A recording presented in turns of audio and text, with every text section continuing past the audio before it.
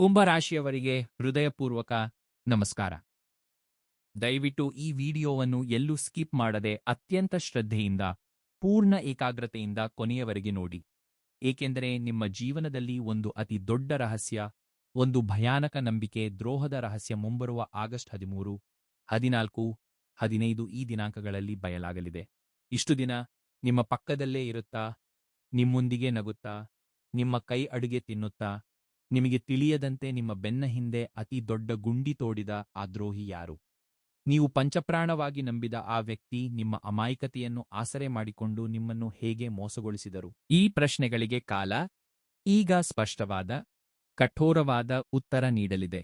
ನನ್ನವರೇ ಅಲ್ವಾ ಎಂದು ನೀವು ಯಾರನ್ನು ಕುರುಡಾಗಿ ನಂಬಿದಿರೋ, ಯಾರಿಗೆ ನಿಮ್ಮ ರಹಸ್ಯಗಳನ್ನೆಲ್ಲ ಎಳೆ ಎಳೆಯಾಗಿ ಹೇಳಿದಿರೋ, ಅವರು ನಿಮ್ಮ ನಂಬಿಕೆಯನ್ನು ಹೇಗೆ ಹುಸಿಗೊಳಿಸಿದರು? ನಿಮ್ಮ ಕಣ್ಣಿಗೆ ಕಟ್ಟಿದ ಆ ಮಾಯೆಯ ಮುಸುಕು ಹೇಗೆ ಸರಿದು ಹೋಗಲಿದೆ ಎಂದು ಈ ವಿಡಿಯೋದಲ್ಲಿ ನೀವು ಸಂಪೂರ್ಣವಾಗಿ ತಿಳಿದುಕೊಳ್ಳಲಿದ್ದೀರಿ. ಶೀರ್ಷಿಕೆಯಲ್ಲಿ ನೋಡಿದಂತೆ ಆ ವ್ಯಕ್ತಿಯ ಹೆಸರು, ಅವರ ನಡವಳಿಕೆಯ ಕುರುಹುಗಳನ್ನು ನಾವು ಸ್ಪಷ್ಟವಾಗಿ ಹೇಳಿದಾಗ ನಿಮ್ಮ ಎದೆ ಒಮ್ಮೆಲೆ ನಿಂತು ಹೋದಂತಾಗುತ್ತದೆ. ಅಷ್ಟೊಂದು ಘಾಸಿಗೊಳಿಸುವ ಸತ್ಯಗಳನ್ನು ನೀವು ಈಗ ಕೇಳಲಿದ್ದೀರಿ. ನಿಜ ಹೇಳಿ, ನಿಮ್ಮ ಜೀವನದಲ್ಲೂ ಹೀಗೆ ನಿಮ್ಮನ್ನು ನಂಬಿಸಿ ಕುತ್ತಿಗೆ ಕೊಯ್ದ ಆತ್ಮೀಯರಿದ್ದಾರಾ? ನಿಮಗೆ ನಡೆದ ಆ ತೀರದ ಅನ್ಯಾಯವೇನು? ನೀವು ಅನುಭವಿಸಿದ ಆ ಮಾನಸಿಕ ವೇದನೆ ಏನು ಎಂಬುದನ್ನು ಕೆಳಗೆ ಕಮೆಂಟ್ಸ್ನಲ್ಲಿ ನಮ್ಮೊಂದಿಗೆ ಹಂಚಿಕೊಳ್ಳಿ. ನಿಮ್ಮ ಮನಸ್ಸಿನಲ್ಲಿರುವ ಆ ಭಾರವನ್ನು ಇಳಿಸಿಕೊಳ್ಳಿ. ನಾವು ಯಾರಿಗೆ ಅತ್ಯಂತ ಆದ್ಯತೆ ನೀಡಿದ್ದೆವೋ, ಯಾರಿಗಾಗಿಯೋ ನಮ್ಮ ಸಮಯ, ಹಣ, ಶ್ರಮವನ್ನು ಧಾರೆ ಎರೆದೆವೋ, ಅವರೇ ನಮ್ಮನ್ನು ಏಕೆ ಹೀಗೆ ಮಾಡಿದರು ಎಂದು ಎಷ್ಟೋ ಬಾರಿ ನೀವು ಒಂಟಿಯಾಗಿ ಅತ್ತಿರುತ್ತೀರಿ. ನಿಮ್ಮ ಬಾಧೆಯನ್ನು ಹಂಚಿಕೊಳ್ಳುವುದರಿಂದ ಆ ಭಾರ ಸ್ವಲ್ಪ ಮಟ್ಟಿಗಾದರೂ ಕಡಿಮೆಯಾಗುತ್ತದೆ. ಹಾಗೂ ಈ ಕಥನ ನಿಮ್ಮ ಜೀವನಕ್ಕೆ ಹತ್ತಿರವಾಗಿದೆ ಅನಿಸಿದರೆ ತಕ್ಷಣ ಈ ವಿಡಿಯೋಗೆ ಒಂದು ಲೈಕ್ ಮಾಡಿ. ಕುಂಭರಾಶಿಯವರಿಗೆ ಸಂಬಂಧಿಸಿದ ಇಂತಹ ಇನ್ನಷ್ಟೋ ಆಸಕ್ತಿಕರವಾದ, ನಿಮ್ಮ ಜೀವನಕ್ಕೆ ಮಾರ್ಗದರ್ಶನ ಮಾಡುವ ಜ್ಯೋತಿಷ್ಯ ರಹಸ್ಯಗಳಿಗಾಗಿ ನಮ್ಮ ಕನ್ನಡ ಭಕ್ತಿ ಟಿವಿ ಚಾನೆಲ್ ಅನ್ನು ಸಬ್ಸ್ಕ್ರೈಬ್ ಮಾಡಿಕೊಳ್ಳುವುದನ್ನು ಮಾತ್ರ ಮರೆಯಬೇಡಿ. ಇದನ್ನು ನಿಮ್ಮ ಆತ್ಮಗೌರವಕ್ಕಾಗಿ, ನಿಮ್ಮ ಭವಿಷ್ಯಕ್ಕಾಗಿ ಮಾಡುತ್ತಿರುವ ಒಂದು ಸಣ್ಣ ಯತ್ನವೆಂದು ಭಾವಿಸಿ. ಇಲ್ಲಿಂದ ನಾನು ಹೇಳಲಿರುವ ಪ್ರತಿಯೊಂದು ಮಾತು ನಿಮ್ಮ ಜೀವನದಲ್ಲಿ ನಡೆಯಲಿರುವ ಘಟನೆಗಳಿಗೆ ಕನ್ನಡಿ ಹಿಡಿಯುತ್ತದೆ.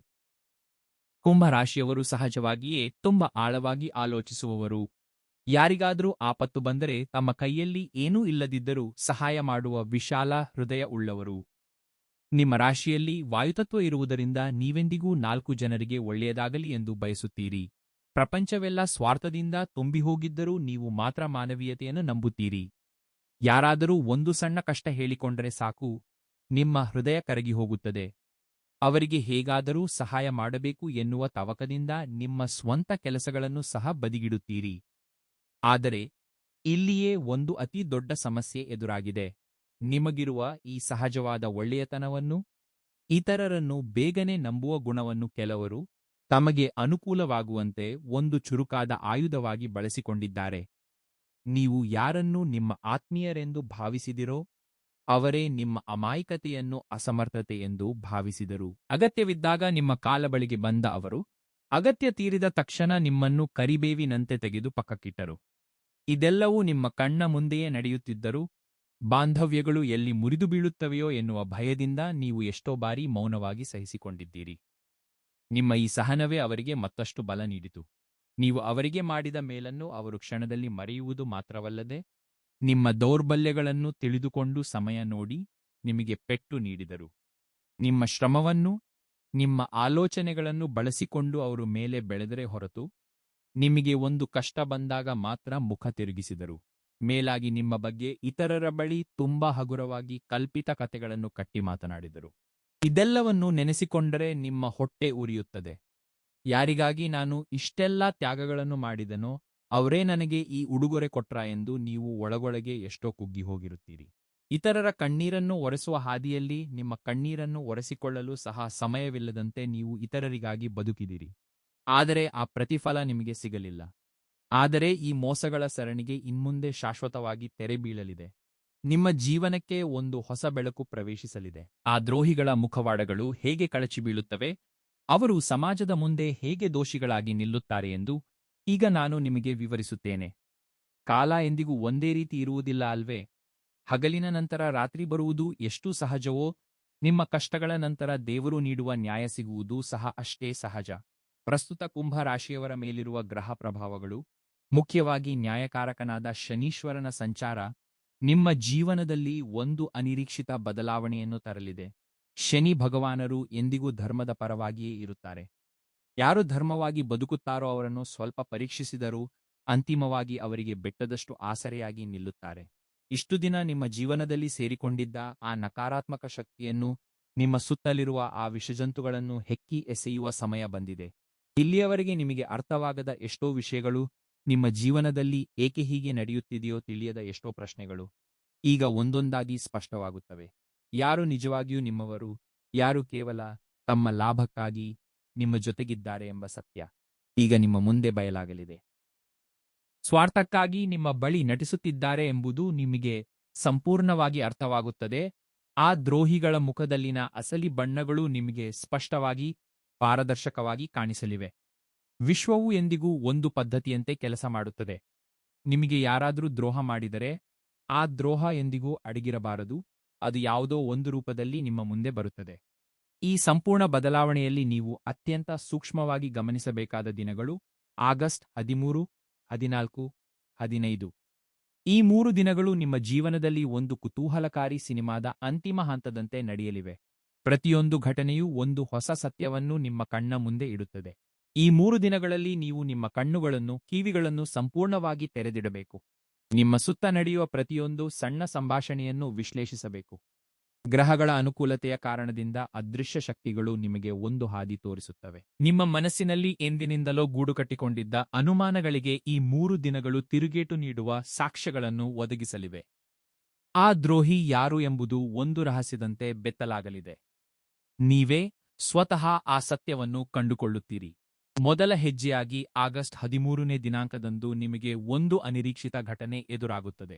ಇದು ಒಂದು ಸಣ್ಣ ಫೋನ್ ಕರೆ ಆಗಿರಬಹುದು, ಅಥವಾ ನಿಮ್ಮ ಪರಿಚಿತರಲ್ಲಿ ಯಾರೋ ಒಬ್ಬರು ಸಾಧಾರಣವಾಗಿ ಆಡಿದ ಒಂದು ಮಾತು ಆಗಿರಬಹುದು, ಅಥವಾ ನಿಮ್ಮ ಕೈಗೆ ಸಿಕ್ಕ ಒಂದು ಸಣ್ಣ ದಾಖಲೆ ಆಗಿರಬಹುದು, ಅಥವಾ ನೀವು ಎಂದೋ ಅಳಿಸಿಹಾಕಿದ್ದ ಒಂದು ಸಂದೇಶವನ್ನು ಅನಿರೀಕ್ಷಿತವಾಗಿ ಮತ್ತೆ ನೋಡುವುದು ಆಗಿರಬಹುದು.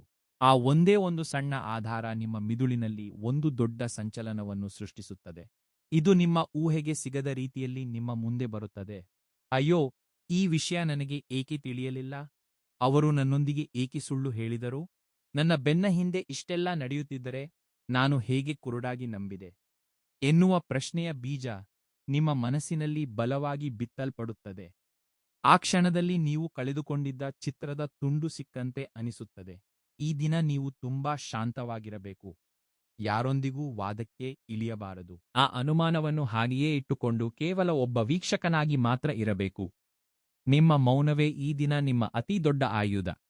ಸತ್ಯ ತಿಳಿದಿದ್ದರೂ ಏನೂ ತಿಳಿಯದಂತೆ ನಟಿಸುವುದು ಈ ದಿನ ನೀವು ಮಾಡಬೇಕಾದ ಅತಿ ಪ್ರಮುಖ ಕೆಲಸ. ಆ ದ್ರೋಹಿಗೆ ಎಳ್ಳಷ್ಟೂ ಅನುಮಾನ ಬರದಂತೆ ನೀವು ಸಾಧಾರಣವಾಗಿ ನಡೆದುಕೊಳ್ಳಬೇಕು. ಅದರ ಮರುದಿನ, ಅಂದರೆ ಆಗಸ್ಟ್ 14ನೇ ದಿನಾಂಕದಂದು ಸೃಷ್ಟಿಯಲ್ಲಿನ ಅದೃಶ್ಯ ಶಕ್ತಿಗಳು ನಿಮ್ಮ ಪರವಾಗಿ ನಿಂತು ಆ ಅನುಮಾನವನ್ನು ಮತ್ತಷ್ಟು ಬಲಪಡಿಸುತ್ತವೆ. ನಿನ್ನೆಯವರೆಗೆ ಒಂದು ಸಣ್ಣ ಅನುಮಾನವಾಗಿದ್ದ ವಿಷಯ ಈ ದಿನ ಒಂದು ಸ್ಪಷ್ಟವಾದ ಆಧಾರವಾಗಿ ನಿಮ್ಮ ಮುಂದೆ ಬರುತ್ತದೆ. ನಿಮ್ಮ ಬೆನ್ನ ಹಿಂದೆ ನಡೆದ ಒಂದು ದೊಡ್ಡ ಸಂಚು ಅಥವಾ ಒಂದು ನಂಬಿಕೆ ದ್ರೋಹದ ಬಗ್ಗೆ ನಿಮಗೆ ಒಂದು ನಿರ್ದಿಷ್ಟವಾದ ಮಾಹಿತಿ ತಲುಪುತ್ತದೆ. ಇಷ್ಟು ದಿನ ನಿಮ್ಮನ್ನು ಕತ್ತಲಲ್ಲಿಟ್ಟು ಅವರು ಆಡಿದ ನಾಟಕ, ಅವರು ಹಣೆದ ಸಂಚುಗಳು ನಿಮಗೆ ವಿವರವಾಗಿ ಅರ್ಥವಾಗಲು ಪ್ರಾರಂಭವಾಗುತ್ತದೆ. ಅವರು ಎಲ್ಲಿ ಏನು ತಪ್ಪು ಮಾಡಿದ್ದಾರೋ, ಆ ತಪ್ಪು ಈಗ ಹೇಗೆ ಸಿಕ್ಕಿಬಿದ್ದಿದೆಯೋ ನಿಮಗೆ ಒಂದು ಸ್ಪಷ್ಟ ಚಿತ್ರಣ ಕಾಣಿಸುತ್ತದೆ. ಅವರು ನಿಮ್ಮ ನಂಬಿಕೆಯನ್ನು ಹೇಗೆ ಬಳಸಿಕೊಂಡರು, ನಿಮ್ಮ ವಿಚಾರಗಳನ್ನು ಇತರರ ಮುಂದೆ ಹೇಗೆ ತಮ್ಮದೆಂದು ಹೇಳಿಕೊಂಡರು ಎಂಬುದು ನಿಮಗೆ ಸಾಕ್ಷಿ ಸಮೇತ ತಿಳಿದು ಹೋಗುತ್ತದೆ. ಈ ದಿನ ನಿಮಗೆ ವಿಪರೀತ ಕೋಪ ಬರುವುದು ಸಹಜ. ಆ ಸತ್ಯ ತಿಳಿದ ಕ್ಷಣದಲ್ಲಿ ಮನಸ್ಸಿನಲ್ಲಿ ಒಂದು ದೊಡ್ಡ ಬಿರುಗಾಳಿ ಎದ್ದೇಳುತ್ತದೆ. ತಕ್ಷಣವೇ ಹೋಗಿ ಅವರನ್ನು ಪ್ರಶ್ನಿಸಬೇಕು. ನನ್ನನ್ನು ಹೇಗೆ ಮೋಸಗೊಳಿಸಿದಿರಿ ಎಂದು ಕೇಳಬೇಕು. ನನ್ನ ನಂಬಿಕೆಯೊಂದಿಗೆ ಏಕೆ ಆಟವಾಡಿದಿರಿ ಎಂದು ಪ್ರಶ್ನಿಸಬೇಕು ಎಂದು ನಿಮ್ಮ ಅಂತರಾತ್ಮ ಕಿರುಚುತ್ತದೆ. ಆದರೆ ದಯವಿಟ್ಟು ಅವಸರಪಡಬೇಡಿ. ಗ್ರಹಗಳು ನಿಮಗೆ ಸತ್ಯವನ್ನು ತೋರಿಸುತ್ತಿವೆ ಹೊರತು ಕೋಪಗೊಳ್ಳಲು ಹೇಳುತ್ತಿಲ್ಲ. ಆವೇಶದಲ್ಲಿ ತೆಗೆದುಕೊಳ್ಳುವ ಯಾವ ನಿರ್ಧಾರವೂ ನಿಮಗೆ ನಷ್ಟ ತರುತ್ತದೆ. ತಾಳ್ಮೆ ವಹಿಸಿ, ಅಸ್ವಸ್ಥರಾಗಬೇಡಿ, ಯಾವುದೇ ಪ್ರತಿಕ್ರಿಯೆ ನೀಡಬೇಡಿ. ಸತ್ಯವು ಸಂಪೂರ್ಣವಾಗಿ ತನ್ನ ಮುಸುಕನ್ನು ತಾನೇ ಹರಿದುಕೊಳ್ಳುವ ಸಮಯ ನಾಳೆ ಬರಲಿದೆ. ಆ ಕ್ಷಣಕ್ಕಾಗಿ ನೀವು ಕಾಯಲೇಬೇಕು. ಇನ್ನು ಆಗಸ್ಟ್ 15ನೇ ದಿನಾಂಕ. ಇದೇ ಆ ನಿರ್ಣಾಯಕ ದಿನ. ನೀವು ಎಷ್ಟೋ ದಿನಗಳಿಂದ ಕಾಯುತ್ತಿದ್ದ ಆ ಕುತೂಹಲಕಾರಿ ಕ್ಷಣ ಬಂದೇ ಬಿಡುತ್ತದೆ. ಶೀರ್ಷಿಕೆಯಲ್ಲಿ ನಾನು ಪ್ರಸ್ತಾಪಿಸಿದ ಆ ವ್ಯಕ್ತಿ ಯಾರು? ನಿಮ್ಮನ್ನು ನಂಬಿಸಿ ಕುತ್ತಿಗೆ ಕೊಯ್ದ ಆ ದ್ರೋಹಿ ಯಾರು? ಅವರು ಏಕೆ ಆ ಕೆಲಸ ಮಾಡಿದರು? ಹೇಗೆ ಸಿಕ್ಕಿಬೀಳುತ್ತಾರೆ? ಅವರ ಹೆಸರೇನು? ಇವೆಲ್ಲವನ್ನೂ ಈಗ ಎಳೆ ಎಳೆಯಾಗಿ ಬಿಡಿಸೋಣ. ಆ ವ್ಯಕ್ತಿ ಎಲ್ಲೋ ಹೊರಗಿರುವ ಅಪರಿಚಿತರಲ್ಲ. ನಿಮಗೆ ಅತ್ಯಂತ ಹತ್ತಿರವಿರುವ ವ್ಯಕ್ತಿಯೇ. ಒಂದೊಮ್ಮೆ ಅವರು ಕಷ್ಟದಲ್ಲಿದ್ದಾಗ ನೀವೇ ಅವರಿಗೆ ಆಸರೆಯಾಗಿ ನಿಂತು ಅವರಿಗೆ ಧೈರ್ಯ ಹೇಳಿ ಅವರನ್ನು ಮೇಲೆ ತಂದಿದ್ದೀರಿ. ನಿಮ್ಮ ಮನೆಯ ಒಬ್ಬ ಸದಸ್ಯನಾಗಿ, ನಿಮ್ಮ ಪಂಚಪ್ರಾಣ ಗೆಳೆಯನಾಗಿ, ಅಥವಾ ನಿಮ್ಮ ಅತ್ಯಂತ ಸನ್ನಿಹಿತ ವ್ಯಾಪಾರ ಪಾಲುದಾರನಾಗಿ ನಿಮ್ಮೊಂದಿಗೆ ತಿರುಗಾಡಿದ ವ್ಯಕ್ತಿಯೇ ಅವರು. ನಿಮ್ಮನ್ನು ಏಕೆ ಮೋಸಗೊಳಿಸಿದರು ಎನ್ನುವುದಕ್ಕೆ ಒಂದೇ ಒಂದು ಬಲವಾದ ಕಾರಣವಿದೆ. ಅದು ಅಸೂಯೆ.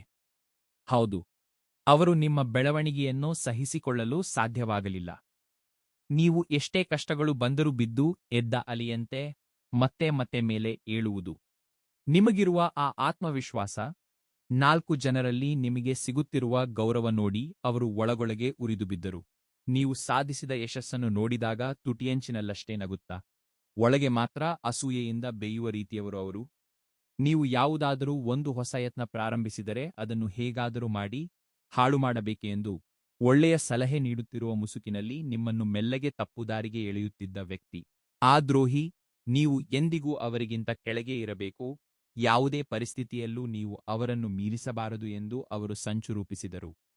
ನಿಮ್ಮ ದೌರ್ಬಲ್ಯಗಳನ್ನು ತಿಳಿದುಕೊಂಡು ಸರಿಯಾಗಿ ನಿಮಗೆ ಅತ್ಯಗತ್ಯವಿದ್ದ ಸಮಯದಲ್ಲಿ ನಿಮಗೆ ಸಹಾಯ ಸಿಗದಂತೆ ಮಾಡಿ ರಾಕ್ಷಸೀಯ ಆನಂದ ಪಡೆದರು. ಅವರನ್ನು ನೀವು ಸುಲಭವಾಗಿ ಗುರುತಿಸಲು ಜ್ಯೋತಿಷ್ಯದ ಪ್ರಕಾರ ನಾವು 3 ಸ್ಪಷ್ಟ ಸಂಕೇತಗಳನ್ನು ನೀಡುತ್ತಿದ್ದೇವೆ. ಕೇಳಿ. ಮೊದಲ ಸಂಕೇತ, ನೀವು ಏನನ್ನಾದರೂ ಸಾಧಿಸಿದಾಗ, ಒಂದು ಯಶಸ್ಸು ನಿಮ್ಮದಾದಾಗ ಅವರು ಎಂದಿಗೂ ಆ ವಿಷಯವನ್ನು ಬದಲಾಯಿಸಿ ತಮ್ಮ ಬಗ್ಗೆ ಹೆಮ್ಮೆ ಕೊಚ್ಚಿಕೊಳ್ಳಲು ಯತ್ನಿಸುತ್ತಾರೆ. ನಿಮ್ಮ ಸಂತೋಷವನ್ನು ಅವರು ಎಂದಿಗೂ ಮನಸಾರೆ ಸಂಭ್ರಮಿಸುವುದಿಲ್ಲ. ಎರಡನೇ ಸಂಕೇತ, ಅವರು ತುಂಬಾ ಜಾಣತನದಿಂದ ನಿಮ್ಮನ್ನು ಇತರರಿಂದ ಒಂಟಿ ಮಾಡುತ್ತಾರೆ. ನಿಮ್ಮ ಬಗ್ಗೆ ಬೇರೆಯವರಿಗೆ ತಪ್ಪಾಗಿ ಹೇಳಿ ನಿಮ್ಮ ನಡುವೆ ಗೋಡೆಗಳನ್ನು ಕಟ್ಟುತ್ತಾರೆ. ಮೂರನೇ ಸಂಕೇತ, ಅವರು ಎಂದಿಗೂ ಸಂತ್ರಸ್ತರಂತೆ ನಟಿಸುವುದರಲ್ಲಿ ಅದ್ಭುತ ಕೌಶಲ ಹೊಂದಿರುತ್ತಾರೆ. ತಪ್ಪು ಅವರೇ ಮಾಡಿದ್ದರೂ ಪರಿಸ್ಥಿತಿಗಳನ್ನು ಹಾಗೆ ಬದಲಾಯಿಸಿ ಕೊನೆಗೆ ನೀವೇ ಅವರಿಗೆ ಕ್ಷಮೆ ಕೇಳುವಂತೆ ನಿಮ್ಮ ಮನಸ್ಸಿನ ಜೊತೆ ಆಟವಾಡುತ್ತಾರೆ. ಈ 3 ಲಕ್ಷಣಗಳಿರುವ ವ್ಯಕ್ತಿ ನಿಮ್ಮ ಕಣ್ಣ ಮುಂದೆಯೇ ಇದ್ದಾರೆ. ಇನ್ನು ಎಲ್ಲರೂ ಕಾಯುತ್ತಿರುವ ಆ ಕ್ಷಣ, ಆ ದ್ರೋಹಿಯ ಹೆಸರು ಏನು? ಶೀರ್ಷಿಕೆಯಲ್ಲಿ ಹೇಳಿದಂತೆ ಆ ಹೆಸರಿನ ಸ್ಪಷ್ಟ ಆಧಾರಗಳನ್ನು ನಾನು ನೀಡುತ್ತಿದ್ದೇನೆ. ನಿಮ್ಮ ಸುತ್ತಲೂ ಇರುತ್ತಾ ನಿಮ್ಮನ್ನು ತೀವ್ರವಾಗಿ ಮಾನಸಿಕ ವೇದನೆಗೆ ಗುರಿಮಾಡಿದ ಆ ವ್ಯಕ್ತಿಯ ಹೆಸರಿನ ಮೊದಲ ಅಕ್ಷರ ಸಾಕಮಾರ ಅಥವಾ ಅದಿಂದ ಪ್ರಾರಂಭವಾಗುವ ಸಾಧ್ಯತೆ 90% ಇದೆ ಎಂದು ಗ್ರಹಗಳ ಗೋಚಾರ ಸ್ಪಷ್ಟವಾಗಿ ಸೂಚಿಸುತ್ತದೆ. ಈ ಅಕ್ಷರಗಳಿಂದ ಪ್ರಾರಂಭವಾಗುವ ಹೆಸರಿರುವ ವ್ಯಕ್ತಿಗಳು ಮೇಲೆ ಹೇಳಿದ 3 ನಡವಳಿಕೆಯ ಲಕ್ಷಣಗಳನ್ನು ಹೊಂದಿರುವವರು ನಿಮ್ಮ ಜೀವನದಲ್ಲಿ ಖಂಡಿತವಾಗಿಯೂ ಇದ್ದೇ ಇರುತ್ತಾರೆ. ಆ ಅಕ್ಷರ ಕೇಳಿದ ತಕ್ಷಣವೇ ಆ ವ್ಯಕ್ತಿಯ ಮುಖ ನಿಮ್ಮ ಕಣ್ಣ ಮುಂದೆ ಬಂದಿರುತ್ತದೆ. ನಿಮ್ಮ ಅಂತರಾತ್ಮ ಗಟ್ಟಿಯಾಗಿ ಆ ಹೆಸರನ್ನು ನಿಮಗೆ ಕೂಗಿ ಹೇಳುತ್ತಿರುತ್ತದೆ. ಆ ಮುಖದ ಭಾವನೆಗಳು, ಆ ಮಾತಿನ ಶೈಲಿ, ಆ ಅಕ್ಷರಗಳು ಎಲ್ಲವೂ ನಿಮಗೆ ಒಂದೇ ವ್ಯಕ್ತಿಯನ್ನು ತೋರಿಸುತ್ತಿವೆ. ಹೌದು, ಆ ವ್ಯಕ್ತಿಯೇ ಇಷ್ಟು ದಿನ ನಿಮ್ಮ ಬೆನ್ನಿಗೆ ಚೂರಿ ಹಾಕಿದ್ದು. ಹಾಗಾದರೆ ಆಗಸ್ಟ್ 15ನೇ ದಿನಾಂಕದಂದು ಏನು ನಡೆಯಲಿದೆ? ಆ ದ್ರೋಹಿ ಹೇಗೆ ಸಿಕ್ಕಿಬೀಳುತ್ತಾನೆ? ಆ ದಿನ ಕಳ್ಳ ಎಂದಿಗೂ ಯಾವುದೋ ಒಂದು ಸಾಕ್ಷಿಯನ್ನು ಬಿಟ್ಟು ಹೋಗುತ್ತಾನೆ ಎನ್ನುವಂತೆ ಈ ದ್ರೋಹಿ ಒಂದು ಅತಿ ದೊಡ್ಡ ತಪ್ಪು ಮಾಡುತ್ತಾನೆ. ನೀವು ಕೇಳಿದ ಒಂದು ಸಣ್ಣ ಪ್ರಶ್ನೆಗೆ ಅಥವಾ ಪರಿಸ್ಥಿತಿಗಳು ಅಕಸ್ಮಾತ್ತಾಗಿ ಬದಲಾದಾಗ ಆ ದ್ರೋಹಿ ನಿಮ್ಮೊಂದಿಗೆ ಮಾತನಾಡುತ್ತಿರುವಾಗಲೇ ಮಾತು ತಡವರಿಸುತ್ತಾನೆ. ಒಂದು ಸುಳ್ಳನ್ನು ಮುಚ್ಚಿಹಾಕಲು ಇನ್ನೊಂದು ಸುಳ್ಳು ಹೇಳಿ ನೆಟ್ಟಗೆ ಸಿಕ್ಕಿಬೀಳುತ್ತಾನೆ. ಅಥವಾ ಅವರು ನಿಮ್ಮ ಬಗ್ಗೆ ಇತರರ ಬಳಿ ಕೆಟ್ಟದಾಗಿ ಮಾತನಾಡಿದ ಮಾತುಗಳು 3ನೇ ವ್ಯಕ್ತಿಯ ಮೂಲಕ ಸಾಕ್ಷಿ ಸಮೇತ ನಿಮ್ಮ ಮುಂದೆ ಬರುತ್ತವೆ.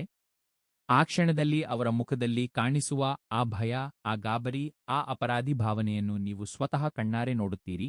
ಇಷ್ಟು ದಿನ ನಿಮ್ಮ ಮುಂದೆ ದೊಡ್ಡ ಮನುಷ್ಯರಂತೆ, ನಿಮ್ಮ ಶ್ರೇಯೋಭಿಲಾಷಿಗಳಂತೆ ಓಡಾಡಿಕೊಂಡಿದ್ದವರು ಈಗ ನಿಮ್ಮ ಮುಂದೆ ತಲೆಬಾಗಿಸುವ ಪರಿಸ್ಥಿತಿ ಬರುತ್ತದೆ. ಅವರ ಮುಸುಕುಗಳು ಸಂಪೂರ್ಣವಾಗಿ ಸರಿದು ಹೋಗಿ ಅವರು ಎಂತಹ ನೀಚತನಕ್ಕೆ ಇಳಿದಿದ್ದರು ಎಂಬುದು ಅವರ ಕಣ್ಣುಗಳಲ್ಲೇ ನಿಮಗೆ ಸ್ಪಷ್ಟವಾಗಿ ಕಾಣಿಸುತ್ತದೆ. ಅವರು ಎಷ್ಟೇ ಮುಚ್ಚಿಡಲು ನೋಡಿದರೂ ಸತ್ಯ ತಾನಾಗಿಯೇ ಬೆತ್ತಲಾಗಿ ಹೊರಗೆ ಬರುತ್ತದೆ. ಕುಂಭರಾಶಿಯವರಿಗೆ ಅನ್ಯಾಯ ಮಾಡಿದವರು ಎಂದಿಗೂ ಸಿಕ್ಕಿಬೀಳದೆ ಇರಲಾರರು ಎನ್ನುವುದಕ್ಕೆ ಇದೇ ಅತಿ ದೊಡ್ಡ ಉದಾಹರಣೆ.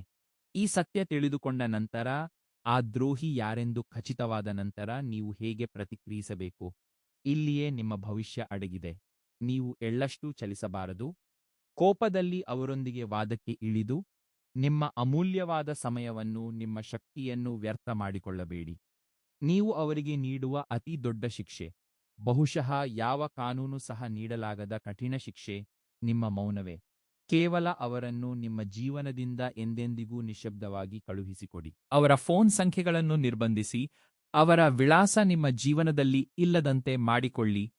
ಅವರು ನಿಮ್ಮಿಂದ ಒಂದು ಪ್ರತಿಕ್ರಿಯೆ ನಿರೀಕ್ಷಿಸುತ್ತಾರೆ. ನೀವು ಕೋಪಗೊಳ್ಳಬೇಕು, ಏಕೆ ಹೀಗೆ ಮಾಡಿದೆ ಎಂದು ವಾದಿಸಬೇಕು, ಅಥವಾ ಕಷ್ಟಪಡಬೇಕು ಎಂದು ಬಯಸುತ್ತಾರೆ.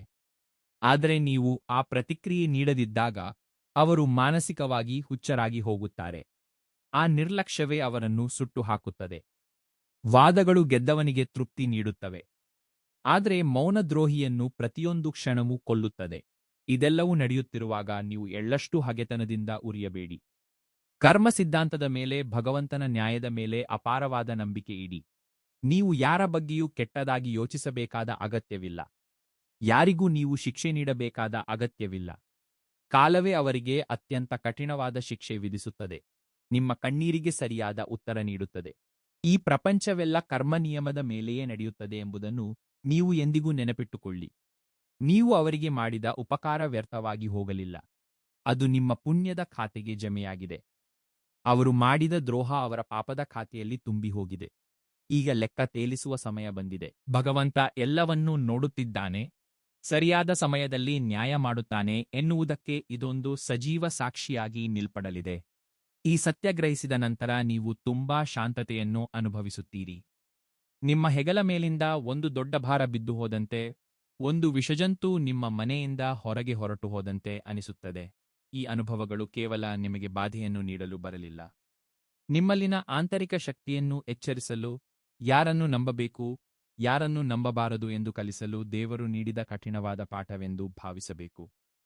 ಈ ನಕಾರಾತ್ಮಕ ವ್ಯಕ್ತಿಗಳು ನಿಮ್ಮ ಜೀವನದಿಂದ ಹೋಗುತ್ತಿದ್ದಂತೆಯೇ ನಿಮ್ಮ ಹಾದಿಯಲ್ಲಿರುವ ಅತಿ ದೊಡ್ಡ ಅಡಚಣೆ ಸರಿದು ಹೋಗುತ್ತದೆ. ಆ ನಂತರ ನಿಮಗಾಗಿ ನಿಂತು ಹೋಗಿದ್ದ ಕೆಲಸಗಳು ತಾವಾಗಿಯೇ ನೆರವೇರುತ್ತವೆ. ಆದರೆ ಇಲ್ಲಿ ಮುಖ್ಯವಾದದ್ದು ನಿಮ್ಮ ಶಾಂತಿ. ಗತಕಾಲ ಗತಿಸಿತು. ಇನ್ನು ನೀವು ಹಿಂದೆ ತಿರುಗಿ ನೋಡಬೇಕಾದ ಅಗತ್ಯವಿಲ್ಲ. ನಿಮ್ಮ ಮುಂದಿರುವ ಅದ್ಭುತವಾದ ಭವಿಷ್ಯಕ್ಕಾಗಿ ನೀವು ಸಿದ್ಧರಾಗಬೇಕಾದ ಸಮಯ ಇದು. ಇನ್ಮುಂದೆ ನಿಮ್ಮ ವೈಯಕ್ತಿಕ ವಿಷಯಗಳನ್ನು, ನಿಮ್ಮ ಆರ್ಥಿಕ ಯೋಜನೆಗಳನ್ನು ಯಾರೊಂದಿಗೂ ಕುರುಡಾಗಿ ಹಂಚಿಕೊಳ್ಳಬೇಡಿ. ಎಲ್ಲರೂ ನಿಮ್ಮಂತೆ ಒಳ್ಳೆಯವರಲ್ಲ ಎನ್ನುವ ಕಠೋರ ಸತ್ಯವನ್ನು ಅಂಗೀಕರಿಸಿ.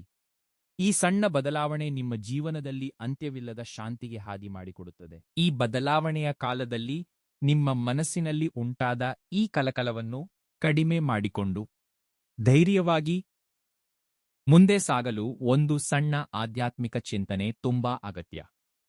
ಪ್ರತಿದಿನ ಬೆಳಿಗ್ಗೆ ಎದ್ದ ತಕ್ಷಣ ಪರಮಶಿವನನ್ನು ಅತ್ಯಂತ ಭಕ್ತಿಯಿಂದ ಪ್ರಾರ್ಥಿಸಿ. ಶಿವನು ಲಯಕಾರಕ ಮಾತ್ರವಲ್ಲ, ನಮ್ಮ ಜೀವನದಲ್ಲಿನ ಕಷ್ಟಗಳನ್ನು, ನಮ್ಮ ಸುತ್ತಲಿರುವ ಶತ್ರುಗಳ ಸಂಚುಗಳನ್ನು ಸಹ ಲಯ ಮಾಡುವ ಕರುಣಾಮಯಿ. ಕುಂಭರಾಶಿಯವರಿಗೆ ಶಿವರಾಧನೆ ಅದ್ಭುತವಾದ ರಕ್ಷಣಾ ಕವಚದಂತೆ ಕೆಲಸ ಮಾಡುತ್ತದೆ.